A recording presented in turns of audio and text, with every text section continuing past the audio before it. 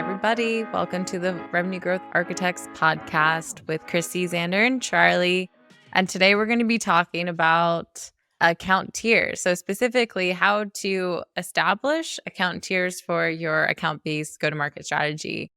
Yeah, so we've done some podcasts in the past around account stages and so forth, and we've alluded to account tiers if you've listened to those.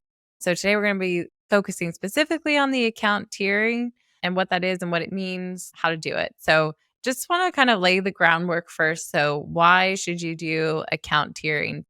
I think when you think about ABX or ABM strategy, you have like usually your kind of key set of accounts. So there's a large amount of accounts that are like a good fit for you. But then what do you actually do with those accounts is really where people get a bit tripped up. And how do you align the teams around specific accounts to put so much effort into? So I think during a given time, you only have a certain set amount of budget or time or resources and people to actually go after these accounts. So account tiering can not only be good to get insight into the value of those accounts, but what you actually do to them. So when we think of account tiering, that could be really useful to actually show like how much budget should we put into actually trying to acquire this account? How much intent does that account have? What is the revenue also potential of that account, which can dictate probably how much budget you would put into it. And then once you've done some of that tiering, you can actually align your marketing and sales team efforts around that. So when should a salesperson get pulled in? When should it just be, SDRs doing more of the research for that account? What type of acquisition tactics and budget should we put into it? Should they get like a direct mail versus should we do more high touch, like low budget touches to that account? And so being very prescriptive around that and getting everyone aligned on what they should do based on the account tier can be useful for prioritizing those activities and making it really clear and creating alignment across the team.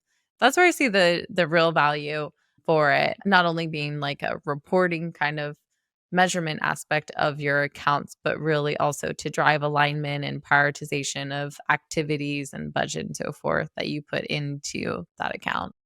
So yeah, but I think as far as how to do account tiering, that's where we want to spend a majority of the podcast time. So to kick it off, Xander, where should you start when you're trying to do your account tiering?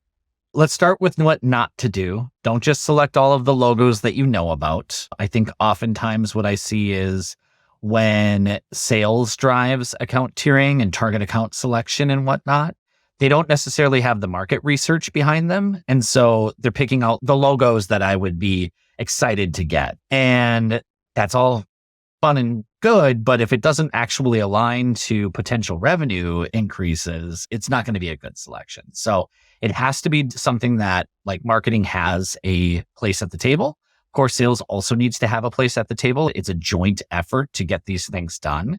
We always recommend starting with identifying what your ICP is. Many organizations, I'd say most organizations have a defined ICP. If you do not, now is the time to do so. If you do, now is the time to evaluate if it's working or not. Sometimes we get into conversations and it's like, here's our ICP. And then you go and you conduct some win-loss analysis and you start to look at the ICP that you have defined actually isn't responsible for what your closed won revenue has become. It's kind of an art and a science, honestly. The science might be more of conducting a win-loss analysis and identifying what are the industries that we're selling into, what's the company sizes that we're selling into within our customer base. What does our customer makeup look like between these? Maybe there's technographic data that you have access to that's going to help you understand like organizations that already have solution A, B, and C are more likely to purchase with us. So it's really important to get that right. But it's also really important to be partnering with your product marketing team or your brand team, whoever it is that's responsible for doing that market research and identifying your ICP there. Because sometimes your ICP may be more aspirational. And we'll talk about that as we think about the different tiers of accounts.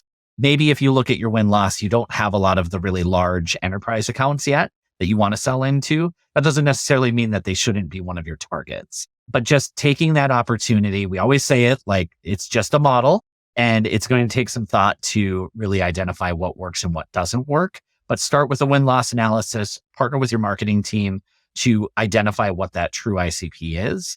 And then with that information, Charlie's going to walk through how to actually go about tiering the accounts. Nice handoff. You're welcome. I like that. Yeah, we've seen this operationalized many different ways. We do have our perspective, which I think is a really good starting point, and probably really, if you want to find a way, this way just works. So when you think about tiering, you're really trying to use the data and the insights that you've got out of what Chrissy and Xander were just talking about. When you're thinking through your ICP, you're thinking through what are the companies that have the highest propensity to buy from us? What is that potential deal size? And you're taking the data around those accounts. So the propensity for each account to buy, is it going to be a big potential revenue opportunity for you? And then you're layering your accounts in 3 different layers. So starting at the top, you'll have what we call your key accounts. This is going to be a smaller group of accounts that have a really high propensity to buy, great lookalikes. All your best customers look a lot like them based on all of the variables you care about. They've got a really high deal potential. Like say you sell seats and they're a bigger company, then they've got a bigger deal potential. And then under that, you have your valuable accounts. So these are still really good. They probably got a pretty good propensity to buy, a relatively good deal potential, not quite your key accounts, but they're still going to be up there. They're still very valuable accounts. And then under that, you have your programmatic accounts where they're still aligned with your ICP. You might sell to finance and tech. So they're in that category. They're not going to be someone who's like, running a doctor's office somewhere, right? Like they're not completely outside of your ICP. They're still pretty much in your ICP, maybe a broad definition of your ICP, but they also maybe have a lower deal potential. Say again, the example I gave on seats, you're selling seats. So there may be a smaller company, but potentially they're a fast growing company. And one day they can move up into one of the other tiers. So when you layer all of your accounts in your full target account list into these tiers, the reason why you're doing that is because you want your marketing and sales efforts to be relative to the deal size potential and the propensity to buy. You don't want to be spending a shitload of money on trying to acquire a programmatic account, right? Because potentially your customer acquisition cost is going to be way too high for the revenue potential for that account. So you need to layer in your marketing and sales activities. So when you think about your key accounts, you're going to be putting a lot of sales outbound into those. Maybe your best salespeople, maybe it's just AEs that are doing the outbound. They could partner with SDRs. That could be a whole podcast on how to do that. But you're going to be really putting in your best sales efforts there. There's going to be more expensive marketing efforts. Like maybe you're doing local events just for your key accounts. Maybe you're doing direct mail, or you're trying really to align what is going to be the most impactful marketing, which is often more of the expensive marketing, with those accounts. Because if you land that account, well, one, it's going to be more likely you land that account because it's the best fit account for you. But two, it's going to be the biggest deal potential. So that revenue potential that you're getting out of them is going to be at the right level for how high that customer acquisition cost is going to be. So then you go down the layer to the valuable account. This is going to be somewhere in the middle between programmatic and key accounts, where you're not spending as much for your key accounts, but you're still putting a good amount of budget into trying to acquire these accounts. Because again, they're still going to be decently sized revenue opportunity for you. And the programmatic account, this could be those accounts where you want to, I hate calling it like air cover, but a way to just try and engage with those accounts without getting too hot on budget expenditure, right? So it could be some targeted ads. It could be email. It could be some SDR outreach, although I would still think maybe SDRs are probably better fit for the valuable and key accounts. But trying to at least really think about, I don't want to be spending a ton of money on these accounts. I'm going to be spending some money, right? Because they're still my ICP and I want to be trying to engage with them. But I'm not going to be spending a ton of money because the deal potential isn't there. And I want to make sure that, again, my costs are relative to the revenue potential. So that's how we think about tiers. And once you have that strategy, you want to document that and get your team aligned on that and really operate in that way. I have seen in the past, like you've got a great strategy, you've detailed this out, but then you've got AEs going after programmatic accounts, or you've doing like expensive direct mail to people can go off the rails quickly if you don't have the right safeguards in place. But again, really trying to think through this strategically to make sure that the strategy behind what you're doing from an account-based point of view is solid. And then you can move on to operationalizing it, buying tech, all of this kind of stuff. But really thinking through, are we just targeting the right accounts the right way is the essence of this tiering strategy. Yeah, totally. I was going to mention this when Xander said something like around the ICP, but it's so crazy to me. Like sometimes companies will just be like, okay, we need to create a target account list. Let's just go get intent data or a tool to help us get intent on accounts. And like, let's just prioritize those accounts. And I mean, even for our own business, we know just because someone's searching for you or wants to work with you, it doesn't mean that they're actually like a really good fit for your company.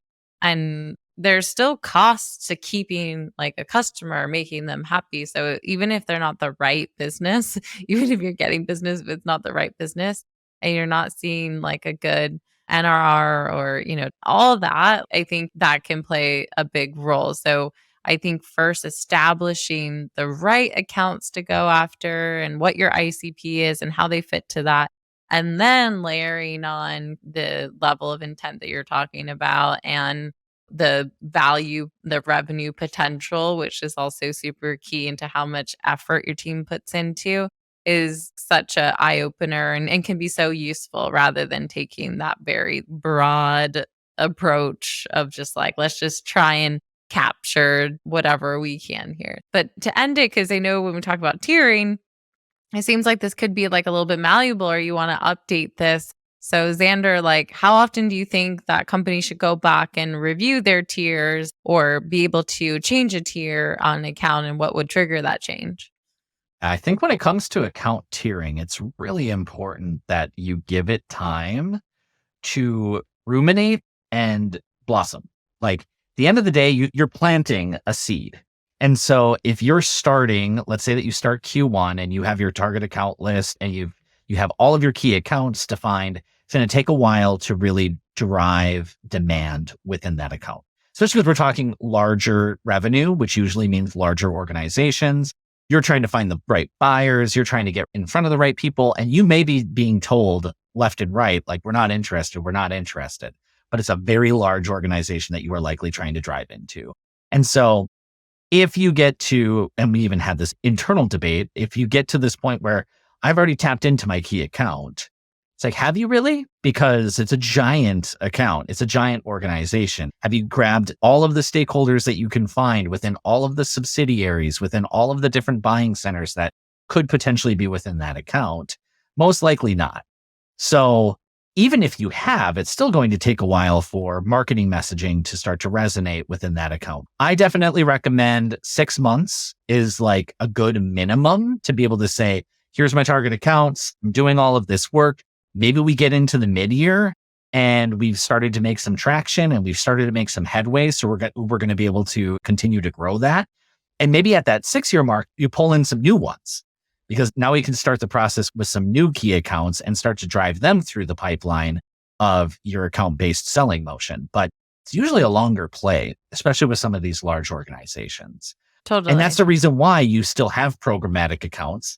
That's one area where intent data, first party intent data specifically is really valuable because you can bubble up the accounts that are showing motion that they're in market because you obviously have to be able to close opportunities within that time period. But this is an investment. This is a muscle that you're going to be growing and you're going to be working into these larger accounts with higher touch marketing and sales efforts. Do not change them every month. Even every quarter can be way too rapid in order to be able to actually make progress.